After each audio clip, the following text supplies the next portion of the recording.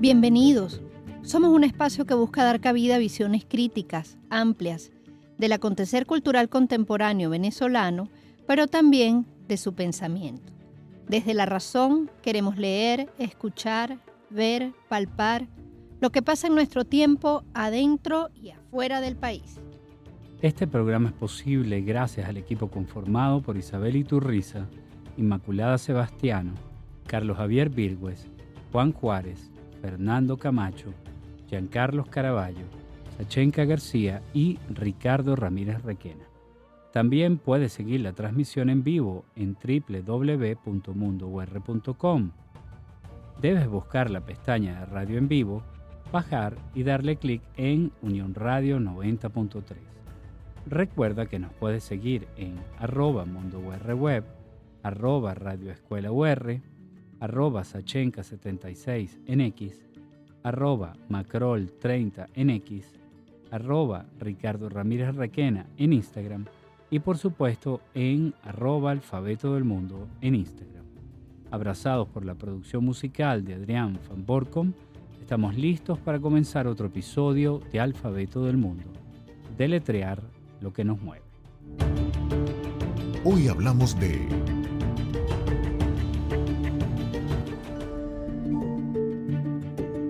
Canaima de carne y huesos.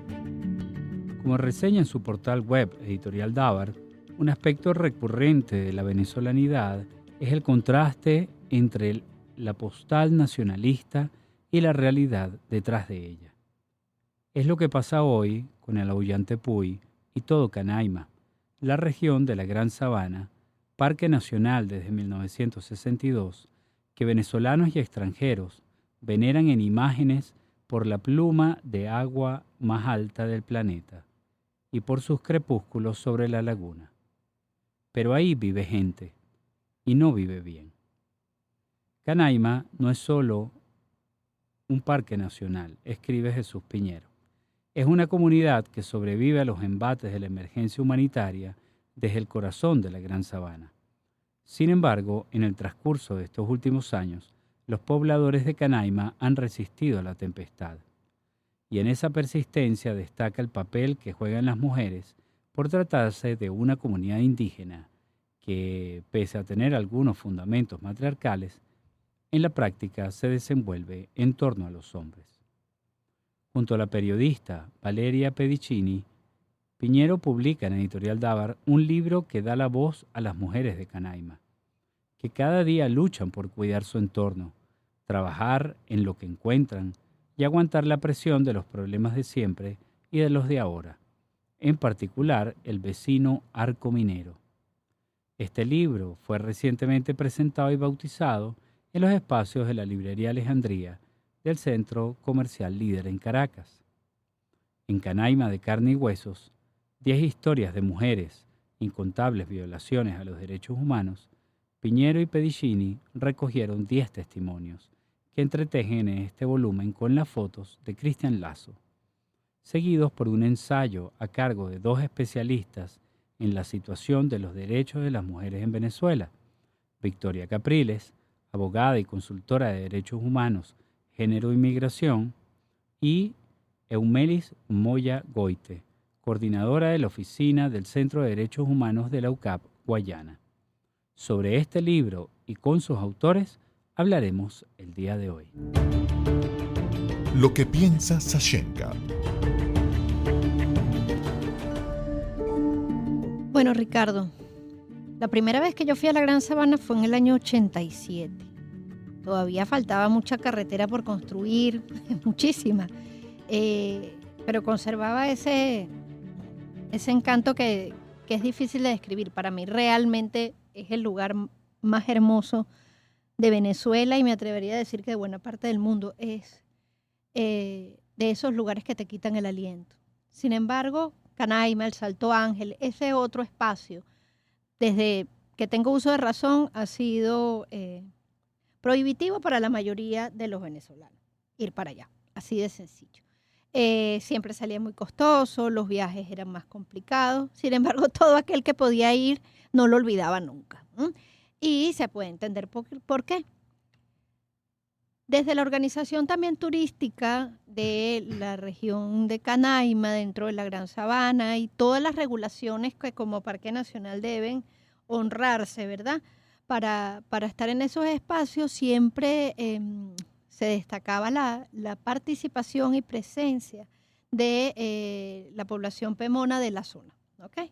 Ellos estaban a cargo de los campamentos, muchas veces también de los traslados en los ríos, o sea, había una participación activa de digamos, esta población autóctona de la zona en la atención de los turistas. Como todo, la desigualdad, las dificultades, después empiezan a darse ciertas transformaciones de mucho riesgo cuando empieza la minería ilegal. Fundamentalmente la minería ilegal es la que empieza a levantar las banderas rojas, por así decir, ¿no? A la población, mira, por aquí están explotando, por aquí están explotando. La última vez que yo fui a la Gran Sabana fue hace 20 años más o menos.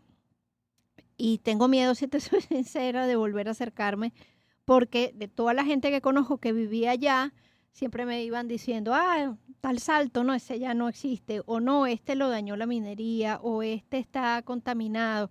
Y uno empieza a sentir cómo el corazón se le va desgarrando de a poquito.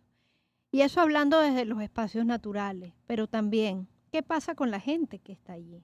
¿Qué pasa con la gente que vive en estos lugares? ¿Qué pasa con esta población autóctona que tiene que convivir con estas transformaciones tan rudas?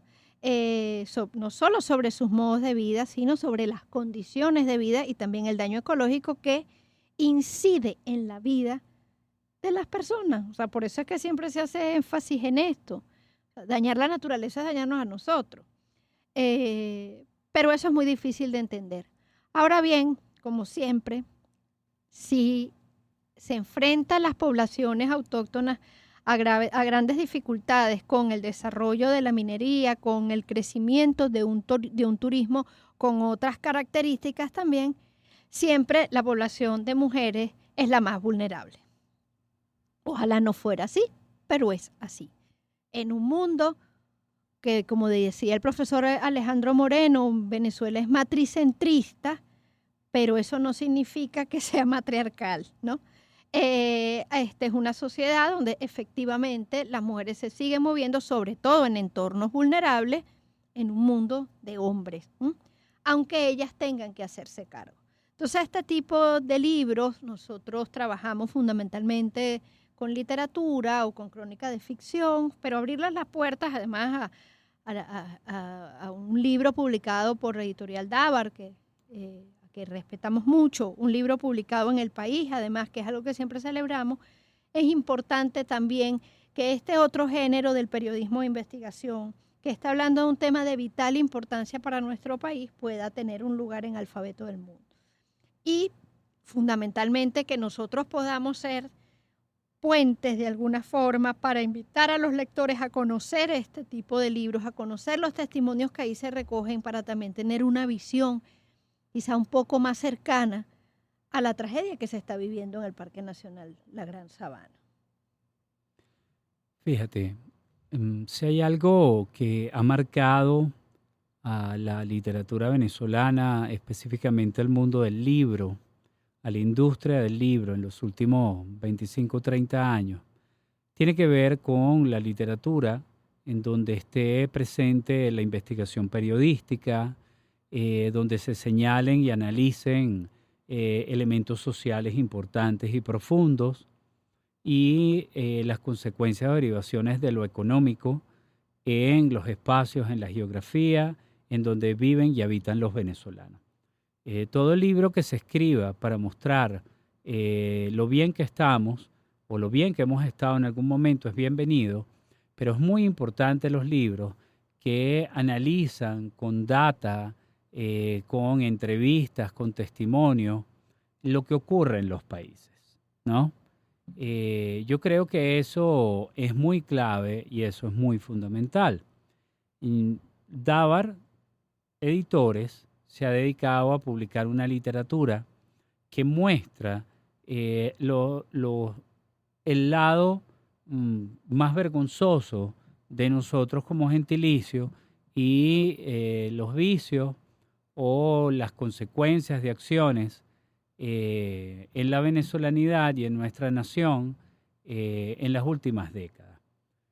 Hay gente que le repele este tipo de literatura, hay gente que cree que hay formas más efectivas de plantearlo, por ejemplo, la ficción, y hay otras personas que simplemente valoran esto por la data que puede aportar para investigaciones y para el levantamiento de una serie de cosas.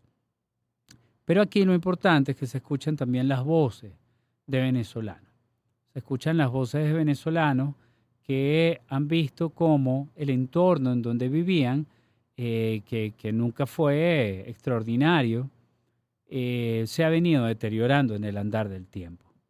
Y esto es muy similar a lo que tú entrevistas a un venezolano que te hable de su experiencia de vida en los últimos 30, 40 años y te va a mostrar como una pendiente en bajada de manera continua. Esto se vuelve enfático en la región de Guayana, en el estado Bolívar, que es probablemente uno de los estados o uno de los territorios más ricos del mundo, del planeta, que se vio acompañado por procesos de desarrollo y de crecimiento muy importantes y de repente fueron abandonados a su vera. Por ahí es donde va la exploración de un libro como este, que quiere mostrarnos, miren, el deterioro de probablemente el estado más rico del país, junto con el estado Zulia y el oriente venezolano, y cómo, de una manera para muchos inexplicable, no se ha podido obtener respuesta en cuanto a cuáles son las razones y los motivos, o las respuestas que se están dando no son las que le satisfacen a todo el mundo, ¿no? Sobre esto y mucho más conversaremos hoy. ¿Con quién conversamos? Con Valeria Pedicini y Jesús Piñero. Valeria Pedicini es periodista, comunicadora digital y fotógrafa, egresada de la Universidad Católica Andrés Bello. Ganó el Premio Excelencia Periodística 2018 de la CIP en la categoría Cobertura Noticiosa por su serie sobre las protestas de 2017. Forma parte de la Red LATAM de jóvenes periodistas de distintas latitudes y de la Red de Periodistas Venezolanas, una iniciativa que visibiliza e inyecta perspectiva de género al periodismo local. Actualmente es becaria del programa Exprésate por la Justicia de Género y la Diversidad de Amnistía Internacional para las Américas. Sus trabajos escritos y fotográficos han sido publicados en distintos medios de Venezuela y el exterior. Jesús Piñero es historiador y periodista por la Universidad Central de Venezuela, donde también es profesor de la Escuela de Comunicación Social. Es autor de Miradas Reversas, 15 historiadores cuentan su historia, y compilador de Venezuela, documentos para su estudio 1498-1999. Ganó el Premio de Historia Rafael María Baral 2021-2022 por su investigación José Rafael Pocaterra, periodista en Nueva York. La oposición a Juan Vicente Gómez desde el exilio, 1922-1923. Colabora habitualmente en varios medios venezolanos. Hola Valeria, Jesús, bienvenidos a Alfabeto del Mundo. Bienvenidos. Hola, muchas gracias por acá, gracias por la invitación. Gracias por la invitación, Sachenka, Ricardo. Qué bueno que están aquí. Mira, yo quería tratar primero de darle como contexto al trabajo que ustedes han hecho en la publicación de este libro. Entonces, fíjate, el Estado Bolívar tiene varias características que lo diferencian del resto. Está su tamaño, su riqueza mineral, hidráulica, entre otros, ¿no? Pero ¿qué elementos encontraron en estos testimonios que puedan coincidir o puedan diferenciarse de otros en otras regiones? ¿Por qué te planteo esto? Porque, digamos, sale este libro centrado en Canaima y alguien en Apure te puede decir, no, pero nosotros también hemos pasado por algo así. O en Cojedes, o a lo mejor en el estado Sucre, ¿no? ¿Por qué Canaima? O sea, ¿por qué el estado Bolívar? ¿Y qué creen ustedes que pueda tener como elemento diferenciador de otros estados o regiones del país? Bueno, a ver, yo creo que ciertamente aunque esta historia, estos testimonios y estas personas que entrevistamos eso los obtuvimos en Canaima. Sí siento que hay ciertos elementos que se pueden parecer a otras regiones. Sobre todo este tema, a lo mejor, de la lejanía. Ujú. Y bueno, obviamente saben que Caracas, este dicho del que yo no estoy muy de acuerdo, ¿no? De que Caracas, lo demás es Monte y Culebra, no estoy, por supuesto, para nada de acuerdo con esto, pero sí, ciertamente hay un tema de descentralizar todo a Caracas. Sí. Y lo ves con un montón de cosas que ocurren, desde lo noticioso, pero lo cultural y demás. Entonces, bueno, creo que en este caso pasa que estas historias, eso las contamos en Canaima, pero sí podemos rescatar ciertos elementos, sobre todo esto de la lejanía, de lo difícil que es el tema, a lo mejor, de comunicaciones, de lo tarde que les puede llegar a esta gente, tanto noticias como temas que tienen que ver con comida, con salud, con medicinas. Entonces, algo que creo que tiene, que mucha gente se pudiese sentir identificada, a pesar de que Canaima suena muy lejos y muy difícil de llegar por todo lo que sabemos de los privilegios que tienes que tener para llegar, para visitar Canaima.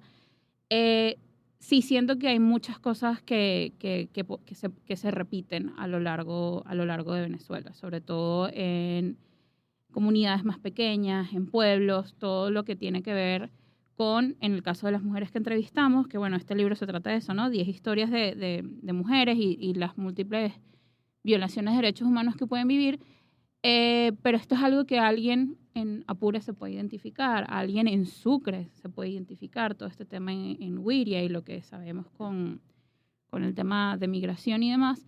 Y yo creo que eso es algo muy bueno de este libro, que puede pasar de que si lo lees, si solo ves la portada y te quedas, bueno, Canaima, ¿qué puedo sacar yo de aquí? ¿Cómo me puedo identificar? Pero cuando empiezas a leer las historias, y eso pasa mucho, nos pasa mucho a los venezolanos, que hay cosas que aunque tú no vivas en esa zona y aunque no tengas exactamente la misma experiencia, llega un punto en el que todos nos sentimos identificados con estos temas de carencias. Creo que aquí es la parte fundamental una de las partes fundamentales de este libro. Sí, bueno, Canaima, en principio, también por el tema del turismo, ¿no? O sea, es mostrar la otra cara de un paraíso. Pero coincido plenamente con Valeria. En este caso, y pese a, obviamente, todas las violaciones de derechos humanos que se comentan en el libro, a las que están sometidas las mujeres que ahí se narran, imagínate en un pueblito que no cuenta con turismo o que no es atractivo para el turismo, pero que también está invisibilizado. Entonces, obviamente, la situación es peor. Al menos alguien pudiera decir, bueno, al menos las mujeres de Canaima, las canaimeras, tienen el privilegio de que los turistas las vean en esas circunstancias y de alguna manera puedan ayudarlas. Pero, ¿qué pasa con personas que viven en el interior del país, en las regiones donde no hay turismo, donde sencillamente viven en un pueblo, no sé, pienso en Cojedes, en Yaracuy, donde el turismo de alguna manera escasea, pues? Ok, chévere. Sí, bueno, efectivamente, y eso lo comentamos al principio, cuando uno suena Canaima, Canaima ha sido nuestro paraíso soñado de muchas maneras. Yo les contaba a Ricardo en la primera parte que yo la primera vez que fui a la Gran Sabana, o sea, yo todavía me acuerdo, para mí es uno de los, o sea, es que quita el aliento, la belleza de la Gran, pero yo nunca fui a Canaima, yo fui a la Gran Sabana, sí, a la parte donde podíamos ir todos, ¿no? Y siempre está como ese sueño del Salto Ángel, y eso se hace, digamos, eso permanece, pero hay unos cambios importantes que se han dado dentro de lo que es la explotación, el desarrollo turístico de la región, más los conflictos del Estado Bolívar, que aunque sí, Canaima sigue siendo un paraíso, sí, Canaima sigue siendo prohibitivo para la mayoría, pero incluso dentro de Canaima ha habido cambios y creo que es un poco lo que ustedes quieren destacar allí, ¿no? Los otros desafíos que se les presenta a la población de la región. Entonces, por supuesto que mi pregunta va por cómo fue ese proceso de investigación. ¿Qué obstáculos encontraron? Y por supuesto, porque eso es muy, muy para mí, porque a mí me cuesta cómo lidiar con la dureza de los testimonios. Bueno, fue complejo, muy complejo. Valeria hizo una lista de posibles entrevistadas de Caracas, hicimos como una preproducción del proyecto desde Caracas, pero obviamente cuando llegas allá te encuentras con otra realidad y tienes que resolver de alguna manera, ¿no? Nos topamos, por ejemplo, yo siempre repito esto, siempre que me preguntan, con una persona a la que el esposo decidió que la esposa no nos iba a dar, la mujer no nos iba a dar el testimonio. Pero nada, hubo momentos en los que estábamos entrevistando donde Valeria, por ejemplo, se quebró y fue llorar y llorar y llorar. Fue complejo, fue muy, muy complejo. A mí me cuesta mucho narrar historias de este tipo. Eso también de alguna manera también justifica también la presencia de Valeria en el proyecto. Valeria tiene ese poder de narrar emocionalmente y captar, además como mujer, contando la historia de mujeres, ¿no? De mujeres. De hecho, mi papel en el libro, más allá de ser el coordinador, es narrar los problemas y el contexto y tal. Pero Valeria, yo creo que es la que tiene la batuta allí de cómo narrar ese tema y la crudeza de los testimonios. De hecho, las historias más fuertes las decidió contar ella. Bueno, es valiente la cosa, ¿no? Pero bueno. Bueno, no sé. Bueno, yo antes creía que mi sensibilidad o mi intensidad era una especie de algo negativo, ¿no? Una debilidad. Una debilidad, exacto. Y me pasaba mucho, sobre todo cuando empecé a hacer periodismo, que era como esta idea de, mira, cuando tú haces tu entrevista, tienes que estar súper seria, no puedes mostrar sentimientos, es como que tú eres la que está haciendo la entrevista. Y bueno, perfecto, obviamente tú vas a las entrevistas y te forman de esta manera y tú haces esto así. ¿Qué pasó? Cuando yo empecé, se me va a caer, bueno, no tanto, pareciera que fuera muy vieja, pero cuando yo empecé a hacer periodismo, justamente me tocó cubrir todo lo relacionado con 2017 y las protestas de ese año. Y para que nos cuentes eso con detalle, vamos a hacer una pausa y en la siguiente parte nos cuentas cómo fue ese debut tan complejo, sí, ¿no? En perfecto. El mundo del periodismo. Buenísima, ¿sí? buenísima.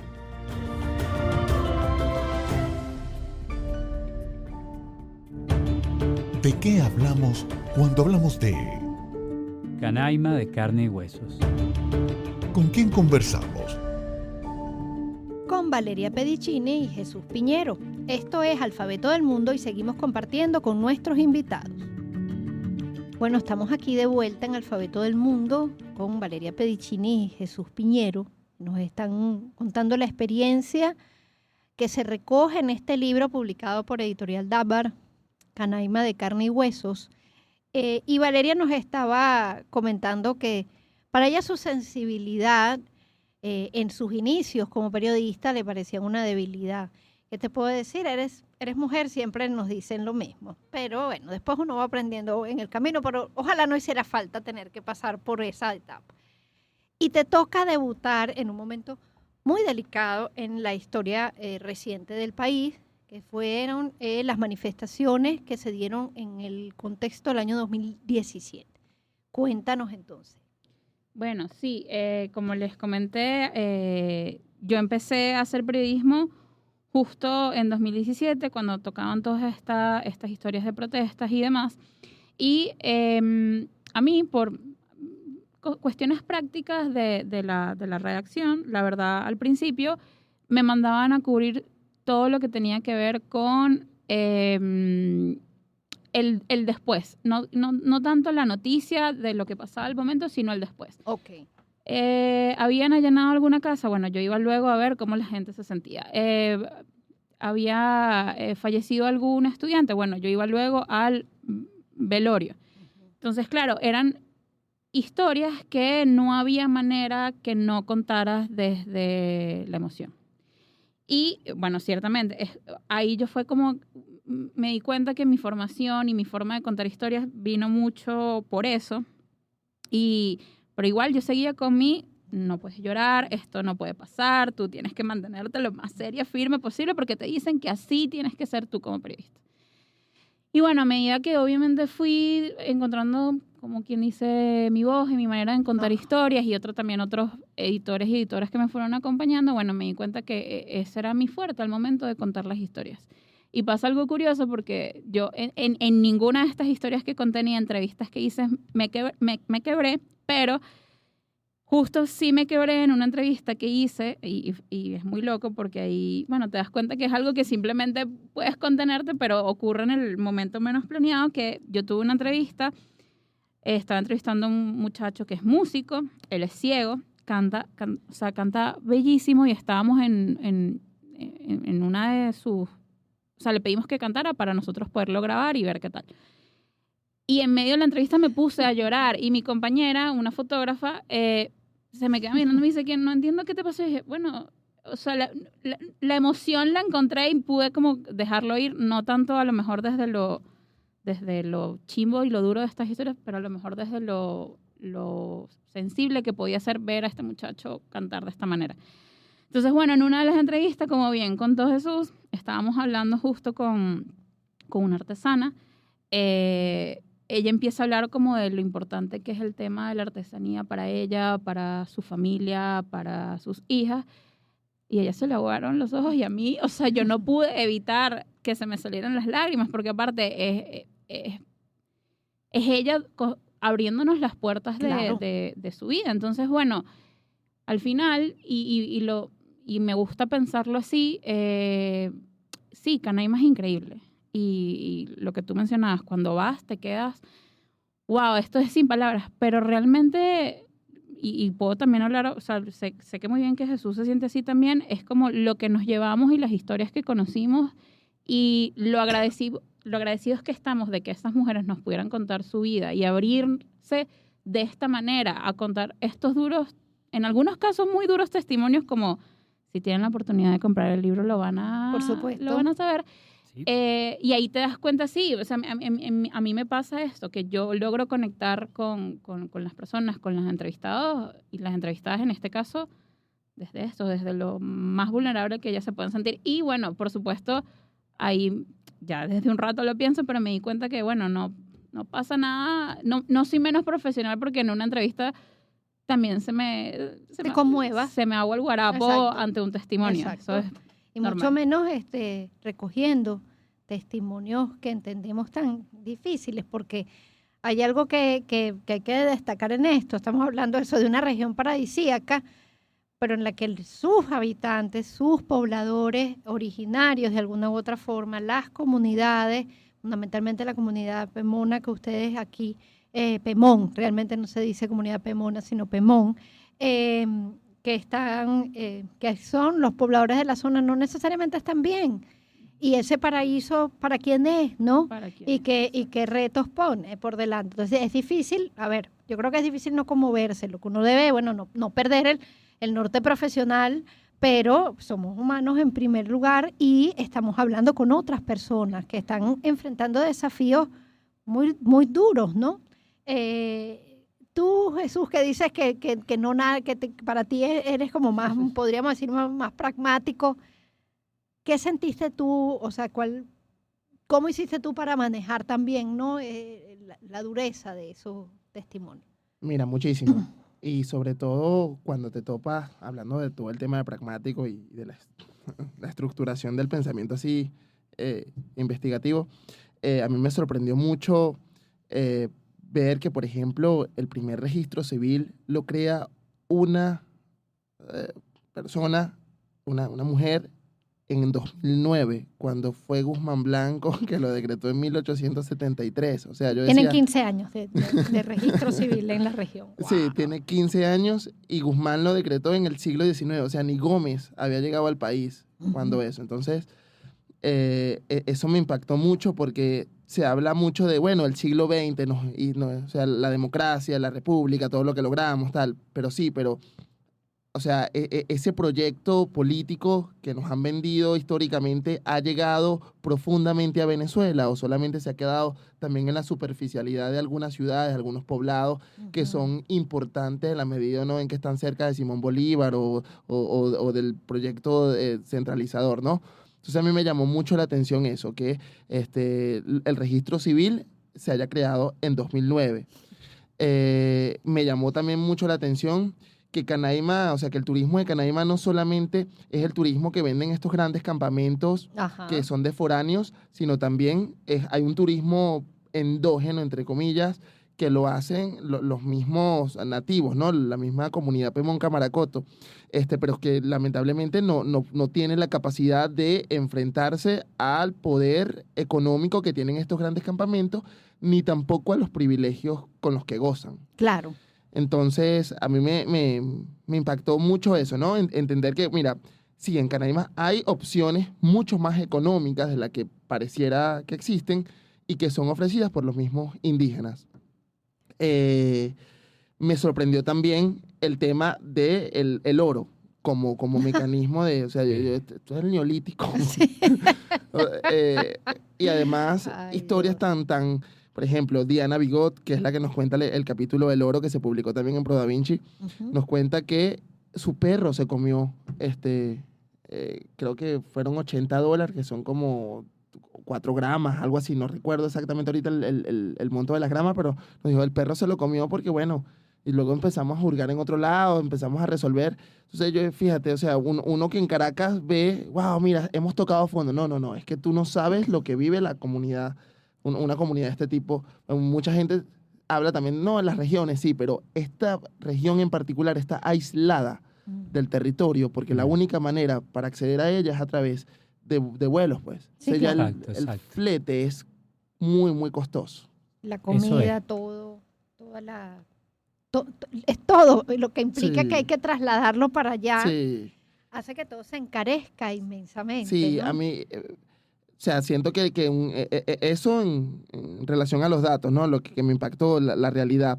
Pero por supuesto también, yo, a pesar de que soy muy estructurado y cuadradito, obviamente se me ablandó muchísimo el corazón con muchas historias, con muchas cosas. Ver la realidad de los niños que, o sea, es crecer allí sin más nada. O sea, es eso. Mientras, y yo antes tenía una opinión, decía, cónchale, a lo mejor es que estas dos realidades, esta Venezuela Premium, como le han llamado algunos, Sí, versus esta otra terrible. Venezuela, no se conocen. No, sí se conocen, porque están la una frente a la otra, solo que no se reconocen entre ellas. Exacto. Ujú. Eso. Porque a mí, o sea, no es que los turistas no van a la comunidad, los turistas hacen tour a la comunidad, conocen, pero no son capaces de sentarse a comprender lo que viven estas personas, sino a tomarse la selfie y ya. Sí. Mm. Sí, ese Sí. turismo que yo me hago muchas preguntas que también a mucha gente le encanta, pero a mí me genera mucho conflicto moral. Pero bueno, Ahora, hay instituciones internacionales específicas con quienes se pueda trabajar para ayudar en realidades como la que ustedes están contando en el libro, específicamente la ayuda a los aborígenes, a las mujeres aborígenes, ¿verdad? Que están contando. O sea, ¿quién nos puede ayudar?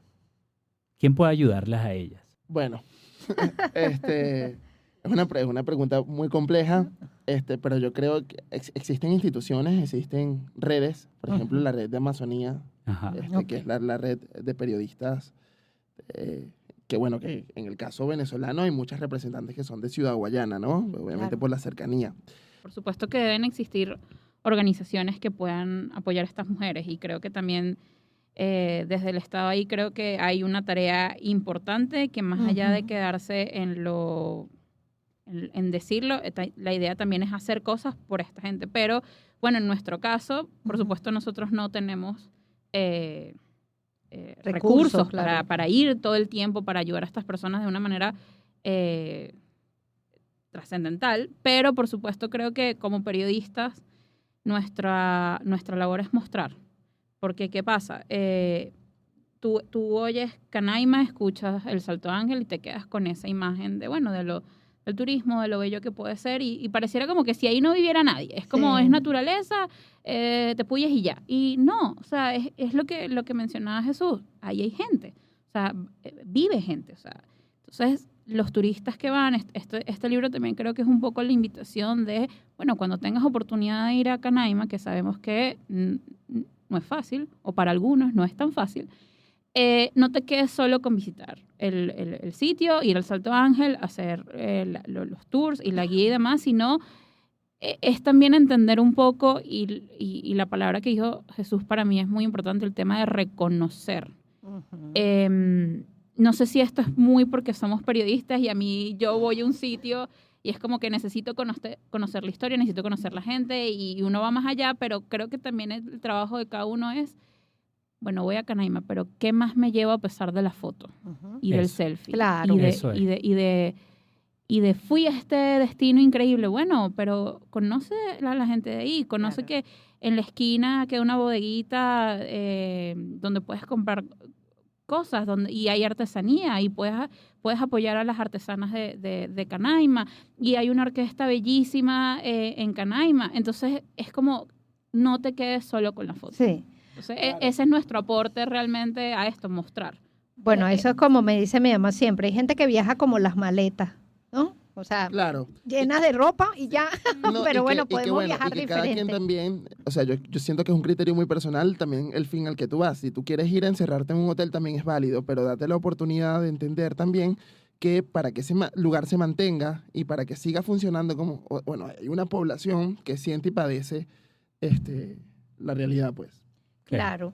El libro está publicado y en librería. ¿Qué expectativas tienen como periodistas haciendo un balance desde que hicieron la investigación? Porque sabemos que fue también como parte del contexto pandémico, la tragedia que supuso, si fue para el mundo, imagínense para las regiones que ya estaban aisladas. Algo ha cambiado desde la investigación.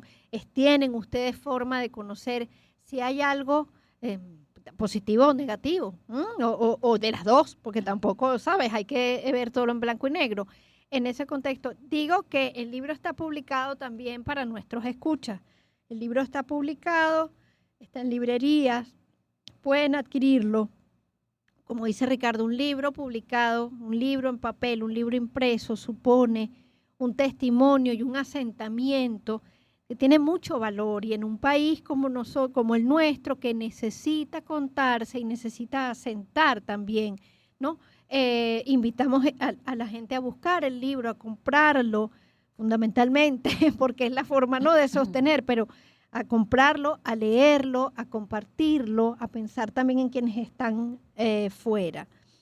Pero ustedes, en esta experiencia, ¿cómo ven ahora que ya, como dice uno, ya nació el hijo, y qué saben de estas mujeres? ¿Qué ha cambiado?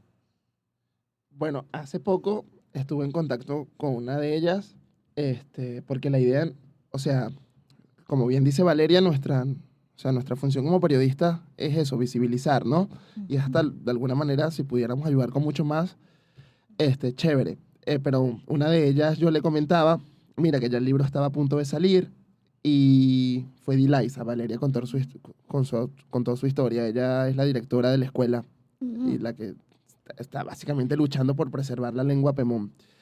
Y nos comentaba, chéverísimo. Y yo, bueno, en cualquier otra cosa que te podamos ayudar, nos avisa. Y nos dijo, sí, por favor, nosotros tenemos 545 chamos y necesitamos útiles escolares los más simples: colores, lápices, reglas, cuadernos.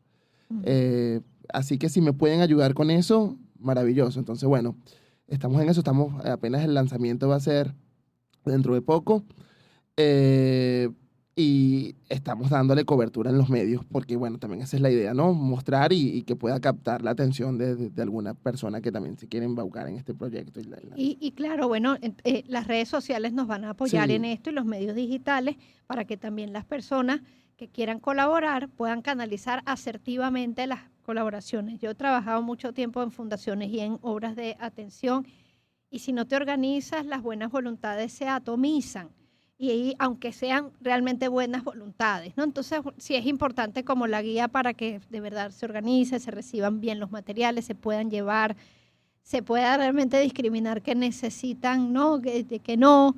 Entonces, bueno, estaremos atentos a lo que en ese respecto tengan ustedes que decir en las redes. Y cambios así, que vean, que sientan, que ellas les hayan comentado, que ustedes sientan que están en la misma condición o que está peor la cosa. A ver, es que creo que el tiempo, o sea, no sé si esto lo que voy a decir tenga mucho sentido, pero siento que a veces el tiempo acá y allá se maneja diferente. Sí, sin duda. Y lo ves en esto de que uno en Caracas siempre está apurado y el corre y la vida, y creo que allá la cosa, a pesar de todo, es como más lento. Uh-huh. De cambios, yo creo que o sea, no directamente hemos tenido la oportunidad de ver si algo en la situación ha cambiado. Inicialmente, cuando nosotros estábamos pensando este libro, una de las cosas que pensamos que nos gustaría hacer es hacer una presentación incluso allá, porque claro, pasa mucho que, bueno, cuentas una historia, te llevas ese testimonio, haces el libro, publicas el libro, pero de nuevo lo estamos haciendo en Caracas, lo estamos haciendo para cierta gente, para un grupo muy pequeño. Y al final es también como este tema de ir hacia donde están ellas y entregarle, mira, este es el testimonio, y también una manera como responsable de, mira, yo conté tu historia y aquí está esto también. Entonces, claro, uno de nuestros sueños al principio era, bueno, de qué manera nosotros poder volver, o sea, poder ir otra vez a Canaima a entregarle estos testimonios a estas mujeres. Y también con la idea de ver un poco qué ha pasado, porque, a ver, nosotros fuimos también durante medio época pandemia, la pandemia oficialmente no había terminado, y yo sí creo que quizás han cambiado muchas que cosas. puede haber algunos Por ejemplo, cambios de sentido, hay una de las personas que nosotros entrevistamos que se llama Nuritza, que ella nos contaba que ella nunca había visitado el Salto Ángel. O sea, ella vive ahí y nunca había visitado el Santo Ángel. Y a nosotros nos impresionó mucho al principio, fue como que, bueno, y ahí te das cuenta que es que estás tan, o sea, esta mujer, y lo ven en el testimonio si tienen la oportunidad de leerlo, esta mujer ha vivido tantas cosas y ha tenido que enfrentarse ante tantas situaciones que, por supuesto, ¿qué hago? ¿Cómo resuelvo mi vida? ¿Cómo mantengo a mis hijos? ¿Cómo me mantengo yo? ¿Cómo trabajo? Tú no estás pendiente de visitar el Salto Ángel porque no. Entonces ahí te das cuenta de la situación que ella está viviendo. Entonces, por ejemplo, algo que a nosotros nos marcó muchísimo es eso, es que ella obviamente soñaba con visitar el Salto Ángel y no había podido ir. Claro. Y vive ahí. Entonces, eso es algo que, por ejemplo, a nosotros nos gustaría ver de alguna manera si cambió. De hecho, Nuritza una vez le estaba escribiendo a Valeria, ¿cómo estás? Y tal. Y Valeria pensó que necesitaba algo, pero no, lo que necesitaba era hablar. Claro. O sea, eso me llamó la atención. O sea, quería mantenerse comunicada, porque el tema de la comunicación, o sea, de las 3 líneas telefónicas en Venezuela solamente funciona una y a veces. Entonces, que Nuritza escribiera solamente para entablar una comunicación con una persona que no fuese tal vez del pueblo, nos llamó mucho la atención. Mira, o sea, el tiempo se maneja diferente. Pero es un cable a tierra también para nosotros los caraqueños, ¿no? Sí. También, de que pensamos que siempre te están llamando a lo mejor porque la carencia es tan grande que tú dices, bueno, necesitan algo. Bueno, no necesitan algo, te están saludando. Porque sí, también te abrí mi vida y ya eres parte de ella, ¿no? También, porque eso es o sea, yo pienso que, bueno, y estoy segura que en ustedes es así y así lo han expresado. Ahí hay un compromiso moral con estas personas, ¿no? No es solamente el instrumento para contar, es que es una persona que me está contando su vida, me está permitiendo a mí ser su voz de alguna forma. O sea, eso es un compromiso ético, hay algo allí, ¿no?, que te mantiene a ti vinculado, ¿no? Pero bueno, Rick, no sé si quieres agregar algo más, ya se nos está acabando el tiempo, pero... Bueno, agradecerle que estén aquí, que hayan escrito un libro relacionado con esto. Yo creo que es importante que hayan apostado, insisto nuevamente, por el formato libro para no solamente su difusión, sino su conservación. A mí me parece que es importante. Bueno, muchas gracias. Ya saben, Editorial Dávar, Canaima de carne y hueso, en librerías. En el próximo encuentro. Ifigenia de Teresa de la Parra, a 100 años de su publicación. Y tendremos como invitadas a Carmen América Fiñe y Vanessa Hidalgo. Este programa es posible gracias al equipo conformado por Isabela Iturriza, Inmaculada Sebastiano, Carlos Javier Virgües, Juan Juárez, Fernando Camacho, Giancarlos Caraballo, Ricardo Ramírez Requena y Sashenka García. Todos los programas están disponibles en el canal de YouTube de Unión Radio Cultural el lunes siguiente a su transmisión radial. Recuerda que nos puedes seguir en @mundourweb, @radioescuelaur, @Sashenka76 en X, @Macrol30 en X, @Ricardo Ramírez Requena en Instagram y la cuenta del programa @Alfabeto del Mundo en Instagram. Somos Unión Radio Cultural y la radioescuela de Unión Radio.